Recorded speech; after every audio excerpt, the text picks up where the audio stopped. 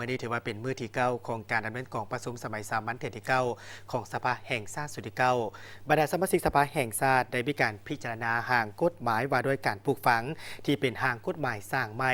โดยได้มีการเสนอให้ทางรัฐมนตรีกระทรวงเกษตรกรรมและสิ่งแวดล้อม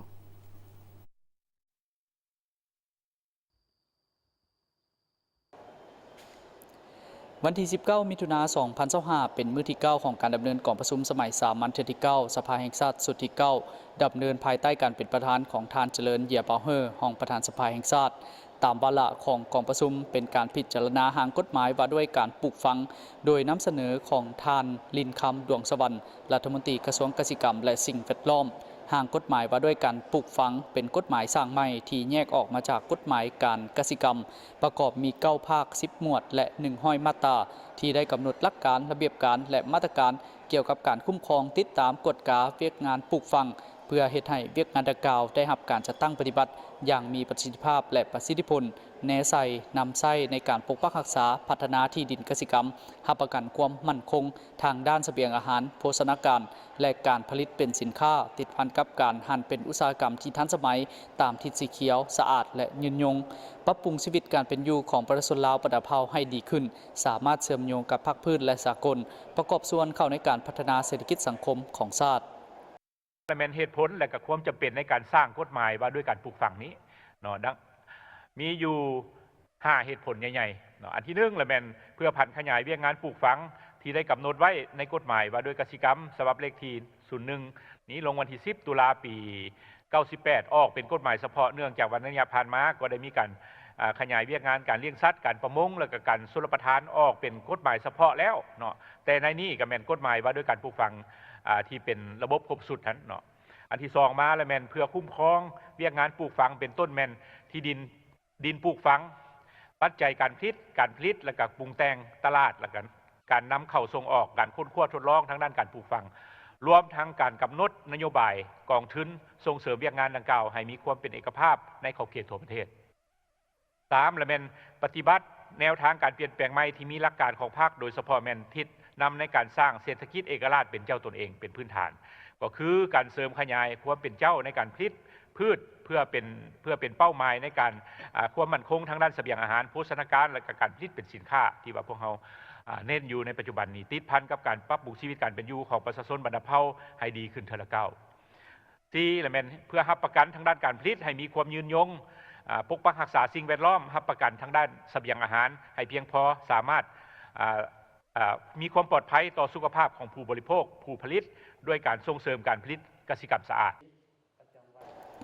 ผ่านการรับฟังการเสนอเกี่ยวกับเหตุผลความจำเป็นและคาดคะเนผลได้รับจากการสร้างร่างกฎหมายว่าด้วยการปลูกฝังของท่านรัฐมนตรีกระทรวงเกษตรกรรมและสิ่งแวดล้อมที่ได้ยกให้เห็นความสำคัญและจำเป็นเพื่อเป็นบอนอิงในการคุ้มครองการปลูกฝังรับประกันความมั่นคงด้านเสบียงอาหารโภชนาการและการผลิตเป็นสินค้าติดพันกับการปรับปรุงชีวิตการเป็นอยู่ของประชาชนลาวให้ดีขึ้นเทอละก้าวท่านเจริญเยียเปาเฮอรองประธานสภาแห่งชาติประธานกองประชุมได้มีคำเห็นแนะนำคำถามจอจิ้มให้บรรดาสมาชิกสภาแห่งชาติเพื่อเป็นทิศในการค้นคว้าและประกอบความคิดความเห็นใส่ห่างกฎหมายดังกล่าวเพื่อเฮ็ดให้ห่างกฎหมายมีเนื้อในครบถ้วนรัดกุมแทนเหมาะกับสภาพตัวจริงของการพัฒนาเศรษฐกิจสังคมของประเทศเฮากฎหมายว่าด้วยการปลูกฝังเป็นฉบับสร้างใหม่ที่แยกออกมาจากกฎหมายการเกษตรกรรมย้อนแล้วนั้นเมื่อมันเป็นฉบับใหม่แล้วก็ขอให้บรรดาท่านก็เบิ่งโครงสร้างเนาะและเบิ่งระหว่างฉบับกฎหมายว่าด้วยการปลูกฝังนี้กับกฎหมายฉบับอื่นในคงเขตเกษตรกรรมคงเขตอื่นอีกที่มันพัวพันมันเป็นอะไรสอดคล้องหรือว่ามีอันบ่ทันสอดคล้องควรจะปรับปรุงอะไรอันนี้เป็นชุดรวมอยากจอชิมแนะนำตึมนะครับส่วนเนื้อในข้อห้างกฎหมายว่าด้วยการปลูกฝังนี้จะให้บรรดาท่านซุ่มเสยค้นคว้าประกอบความเห็นอย่างมีจุดซุ่มในบ้างภาคบ้างมาตราต่อกับการกำหนดเนื้อในดังกล่าวบรรดาท่านเห็นว่าสอดคล้องครบถ้วนระบอหรือควรกำหนดบานาใดตื้มหรือควรมีการปรับปรุงจุดใดแดเพื่อ พื่อรับประกันให้เกการจัดตั้งปฏิบัติเวียกงานปลูกฝังมีประสิทธิภาพประสิทธิผลนอกจาก6 บัญหาจุดซุ่มดังกล่าวแล้วทางบรรดาทานเห็นว่ายังมีประเด็นใดจุดใดวรรคใดมาตราใดบทบัญญัติใดให้ว่าบทสดคล้องหรือว่าบทท่านชัดเจนรัดกุมก็สามารถยกขึ้นต่อกองประชุมได้ต่อกับการประกอบคำคิดคำเห็นของสมาชิกสภาแห่งชาติต่อหางกฎหมายว่าด้วยการปลูกฝังฉบับนี้ได้มีสมาชิกสภาแห่งชาติหลายท่านได้แสดงความเป็นห่วงต่อการหันเปลี่ยนดินปลูกฝังเป็นดินอื่นซึ่งเหตุให้การปลูกฝังนับมือหลุดลงและได้ประกอบคำคิดคำเห็นคำเสนอต่อคณะรับผิดชอบสร้างหางกฎหมายให้ปรับปรุงบางคำศัพท์เพิ่มและตัดบางเงื่อนในที่บ่สอดคล้องอยู่ในหางกฎหมายฉบับนี้คืนโดยเฉพาะอยู่มาตราที่14ปัจจัยการผลิตมาตรา32มาตรฐานการผลิตและมาตราอื่นๆหลายคนก็มีคำเห็นเนาะคำเห็นในโดยเฉพาะนิยามข้าพเจ้าคือว่ามาตรา8แล้วก็แม่นนิยามแล้วเนี่ยดินปลูกฝังเพิ่นว่าดินปลูกฝังเป็นส่วนหนึ่งของดินกสิกรรมข้าพเจ้าเห็นดี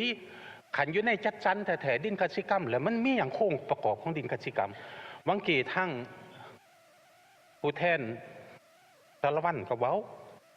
อยู่ในอันพอเฮายุทธศาสตร์ดินกสิกรรม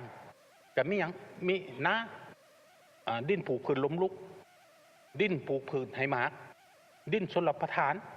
ดินการประมงดินเลี้ยงสัตว์และดินทำห้องในการอันนั้นดินกสิกรรม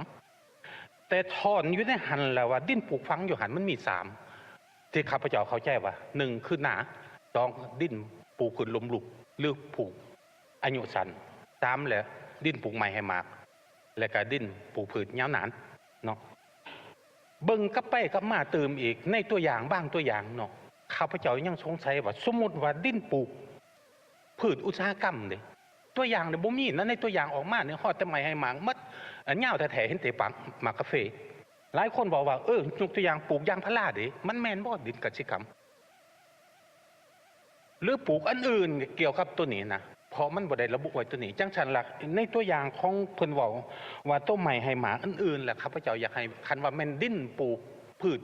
หรือว่าต้นไม้อุตสาหกรรมมันนอนอยู่ในนี้เพราะอยากให้เพิ่นเอาใจในการจัดตั้งปฏิบัติ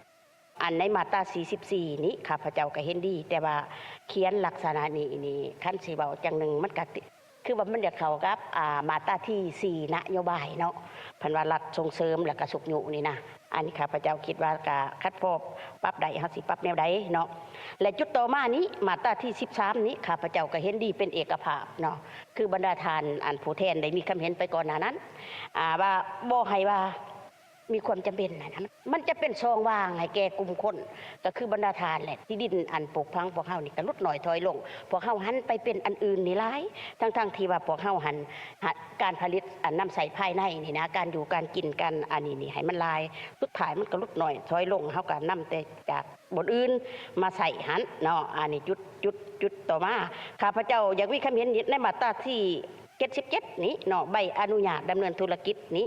ในแถวที่2นี่ได้เขียนว่าบ่สามารถโอนข้าพเจ้าอยากให้เปลี่ยนว่าบ่มีสิทธิ์โอนนี่ได้บ่มันจะสอดคล้องกับศัพท์กฎหมายก่อนเนาะอันนี้ข้าพเจ้าอยากเปลี่ยนเนื้อในคือแนวนั้นหางกฎหมายว่าด้วยการปรับปรุงฉบับนี้ถ้าได้ถูกหับห้องและประกาศใช้จะสามารถคุ้มครองเวียกงานการปลูกฝังเข้าระบบและแทดเหมาะกับสภาพความเรียกร้องตัวจริงของสปป.ลาวเป็นการเพิ่มประสิทธิภาพและความเข้มงวดในการคุ้มครองและนำใช้ดินกสิกรรมสร้างความเชื่อมั่นให้แก่การดำเนินธุรกิจและญาติแย่งการช่วยเหลือล่าการกู้ยืมเงินตราต่างประเทศองค์การจัดตั้งสากลต่างๆเข้าในเวียกงานดังกล่าวประกอบส่วนเข้าในการแบ่งขันคุ้มครองและกฎกากิจการการปลูกฝังแต่ศูนย์กลางฮอดท้องถิ่นให้มีความละเอียดและจะแจ้งขึ้นกว่าเก่าซึ่งจะเฮ็ดให้การจัดตั้งปฏิบัติเวียกงานปลูกฝังมีประสิทธิภาพกว่าเก่า